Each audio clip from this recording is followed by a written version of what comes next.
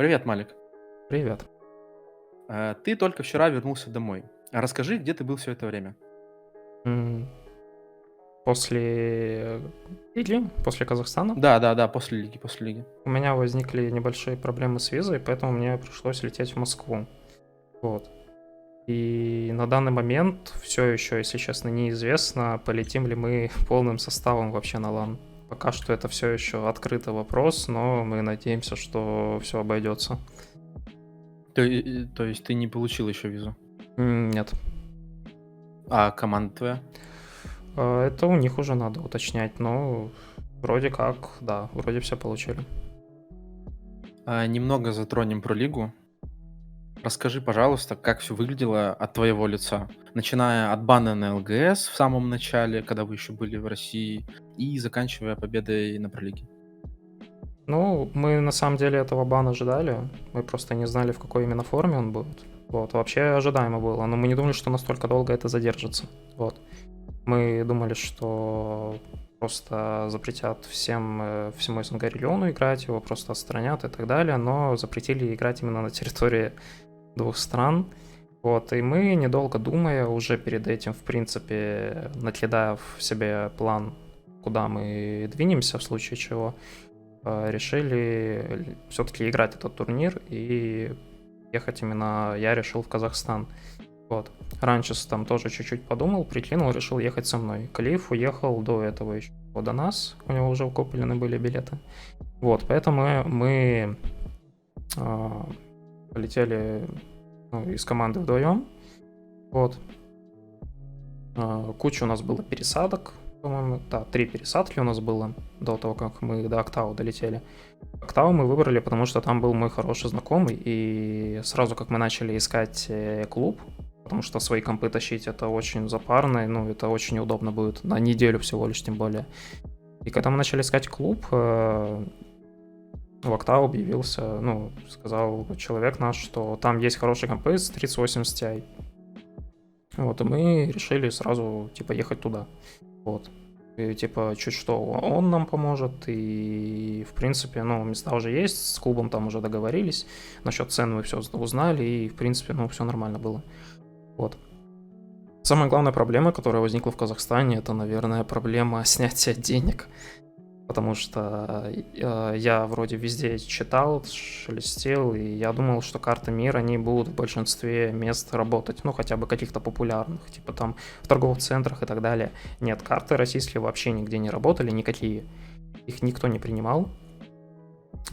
И мы искали способ как-то вывести деньги. Сначала мы думали пойти по способу, которым пользовались Magicians, это через крипту. Вот. Ну, там надо было некоторый процент терять и еще и запариться с этим. Но потом, просто идя по улице, когда мы только приехали в клуб первый день, мы увидели, что стоит банкомат, на котором написано «Мир». Мы такие банкоматы не видели вообще нигде.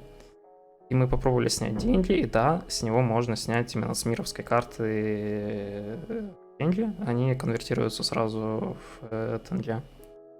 Вот.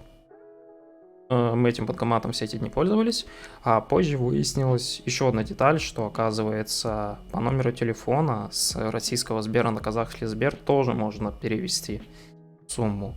И она сразу же конвертировалась, причем конвертировалась по какому-то старому сберовскому курсу, который был намного выше, чем реальный. И нам помог человек в Казахстане, другой уже, не с которым мы изначально связывались, а Мадара. Может быть, кто-то его знает. Вот, он тоже в Apex очень давно уже играет. И мы все это делали через него, он нас очень сильно выручал, не только в этом плане, еще много как. Вот, то есть с деньгами мы вопрос решили, ну, где-то на день, скажем, третий, четвертый, как мы там пребывали. Вот, сыграли мы, получается, турнир, вот. И чё? Все, собрались, поехали обратно, и, ну, я лично просто готовился к тому, что вот это наше путешествие в Казахстан — это лишь малая часть от того, что нас ждет впереди. Хотя летать я уже на тот момент запарился. Вот. Это очень сильно выматывает, я не могу вообще в самолетах спать.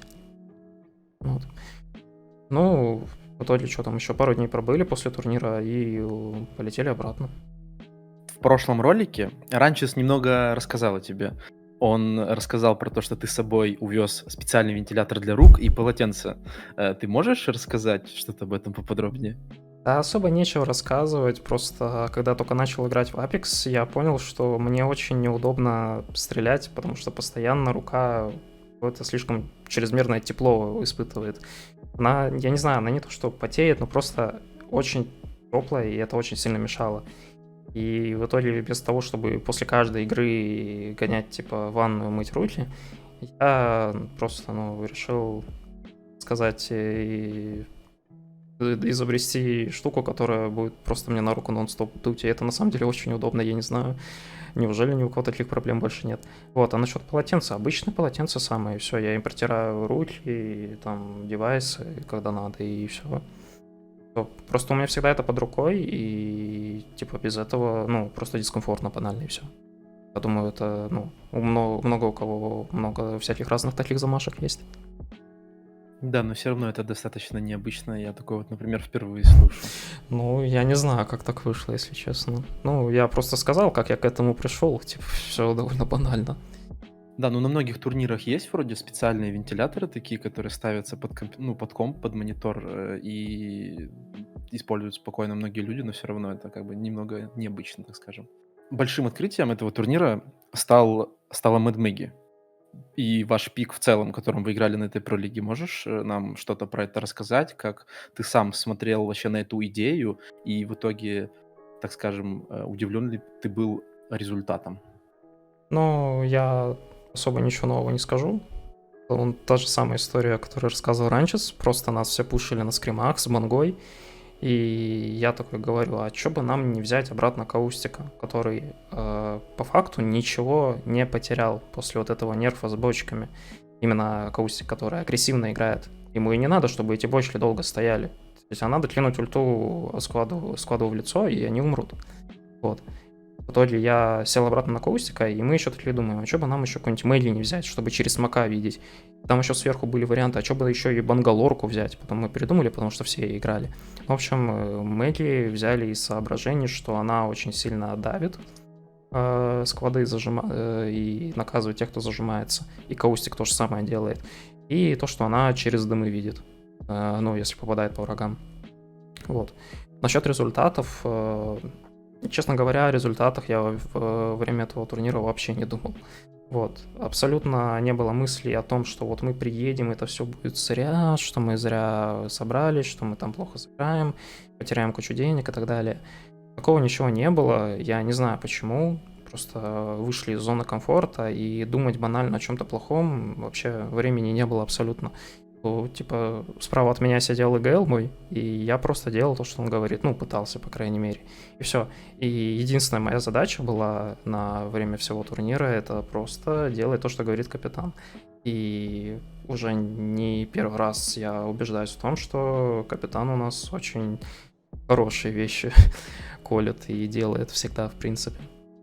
Чуть больше 2 месяцев назад ты принял решение ливнуть из команды Magicians, твоей прошлой команды, и перейти в новую, старую, так скажем, да, потому что с этими ребятами ты уже играл для себя команду. В данный момент это Team Empire, но тогда это еще были около Major Pushers.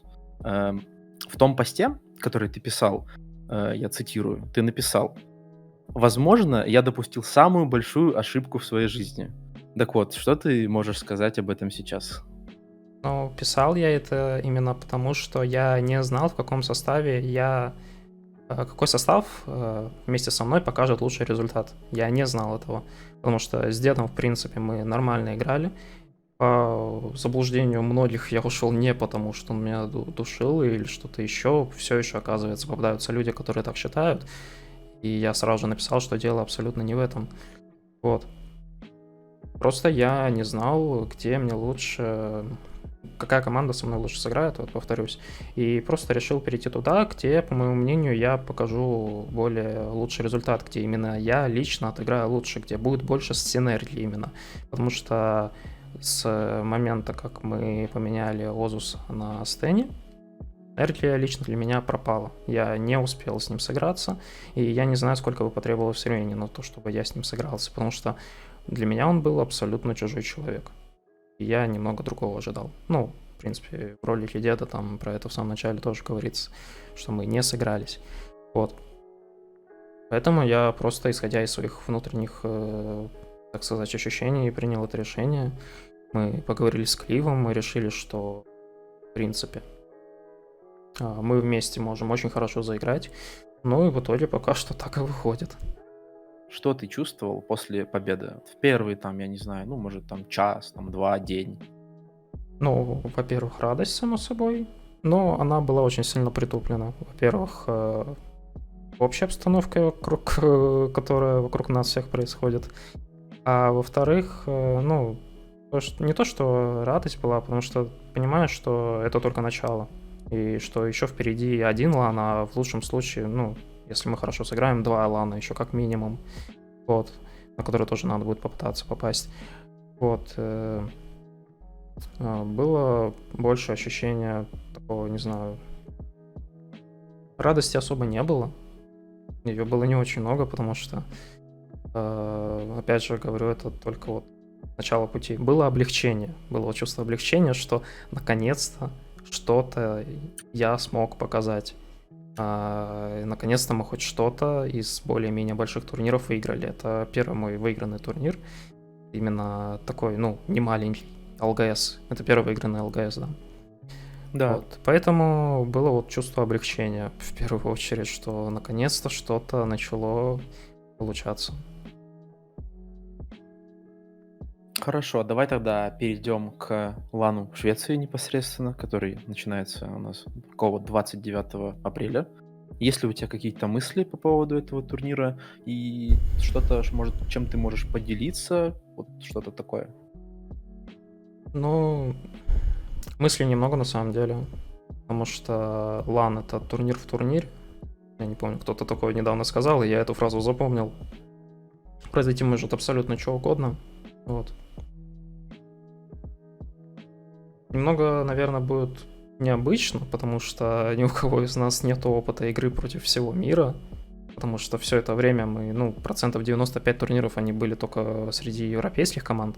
А тут, возможно, какие-то команды покажут что-то необычное, и мы, в принципе, уже и так видим это, что как по-другому играют команды СНА, какими странными пиками играют команды из других регионов, у которых все еще Watson крипто в мете, хотя у нас эта мета ушла уже года 1,5 назад, если не больше.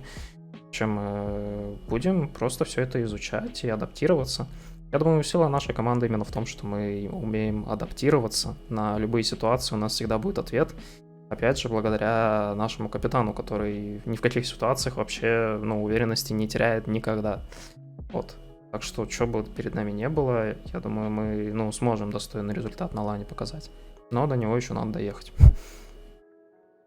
Ну, то есть у вас нет такого определенного страха, там, что вот первый раз на лане, и против вас команды, которые уже, ну, как минимум были там на одном, а некоторые даже на 2 ланах. То есть, как бы в этом плане у вас все в порядке. Ну, знаешь, страх...